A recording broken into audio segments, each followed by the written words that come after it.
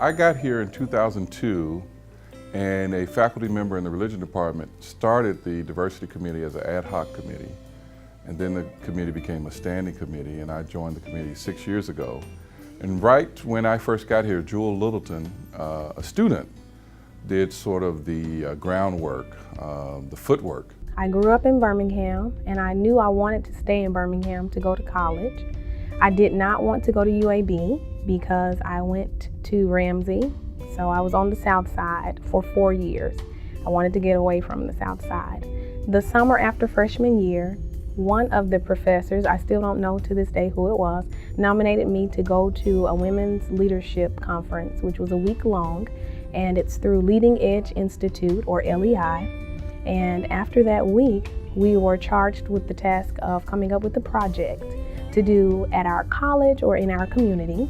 And because I was the recipient of a minority scholarship fund specifically for education, I felt as though Sanford needed more diversity, and in order to do that, I thought it would be best for Sanford to have a general minority scholarship fund. Well, we sold donuts, we sold candy apples, we sold M&Ms, we sold a number of different things just to get the scholarship off the ground, and I was willing to do whatever was necessary to get more minorities at Sanford because I love Sanford University and always have. So I wanted other minorities to have that experience.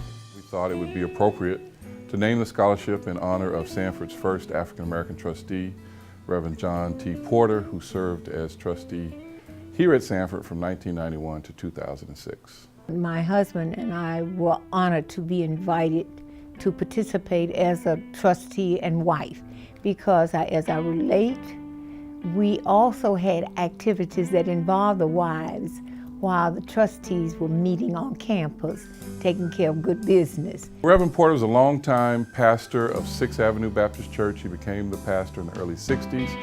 He had worked under Dr. Martin Luther King at Dexter Avenue Baptist Church in Montgomery, and then he became the pastor here in the early 60s.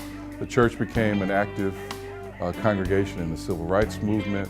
When the 4 little girls were killed at 16th Street Baptist Church, Dr. King performed a eulogy for 3 of those 4 girls at 6th Avenue Baptist Church. And so over time, it became an important church, an important institution in the Birmingham community, and Reverend Porter was leading the church during that time for 30, 35 years, from the early 60s to the late 1990s to about 2000. He always took time out for the students. And our thing when we first moved here was to develop scholarships and present them to worthy and hardworking students. So this was some of the beginning of our work. And to have this named in his honor 40-some years later, that was truly an exciting moment. And the only sad part, he was already gone. But the honor still lives on. Many minorities can experience a wonderful education that I personally don't believe they would get anywhere else.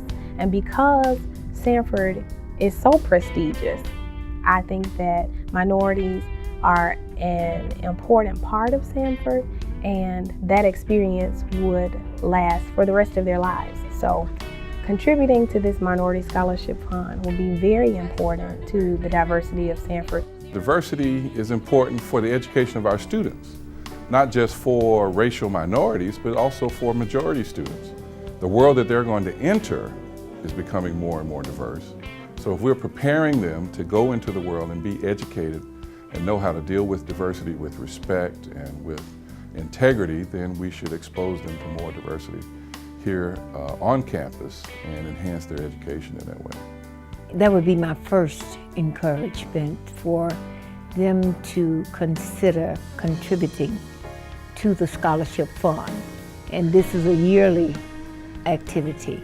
And we could really look forward to not only increasing it, but allowing young people the opportunity to decide to attend a school like Sanford University that has a beautiful program in many, many different areas.